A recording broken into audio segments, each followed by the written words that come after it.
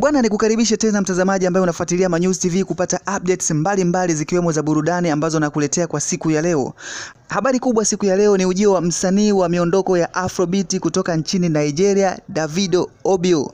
Tayari ameshatua nchini Tanzania usiku wa kuamkia leo, akisafiri kutoka nchini Nigeria kuja Tanzania akiwa na ndege yake binafsi, na alipotua katika uwanja wa ndege wa jijini Dar es Salaam Julius Nyerere Airport, ameweza kupokelewa na wenyeji wake ambao walikuwa tayari katika uwanja wa ndege huo, wakiambatana na waandishi wa habari ambao pia walikuwa na shauku ya kumuona Davido baada ya miaka mingi ya kuja nchini Tanzania.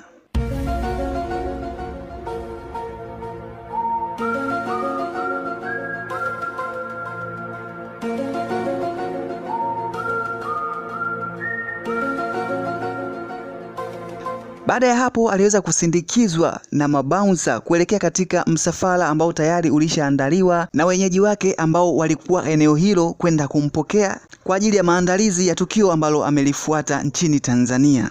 Msanii huyo nguli wa muziki wa Afrika kutoka nchini Nigeria yupo hapa nchini Tanzania kwa ajili ya tukio lake la show ambayo itakwenda kufanyika siku ya leo ya Februari 7 Jumamosi mwaka 2026. Castle Right Unlock itakayofanyika katika viwanja vya Lugalo Golf Club.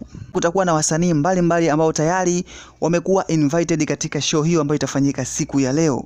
Katika wasanii ambao watatumbuiza katika show hiyo, Davido alikuwa ni A-list ya wasanii wakubwa ambao wataonekana katika jukwaa la Castle Right siku ya leo, kutokana na status yake ya kuwa ni msanii mkubwa barani Afrika, na pia hivi juzi alikuwa katika kinyang'anyiro cha kuwania tuzo za Grammy katika kipengele cha Best African Music Performance.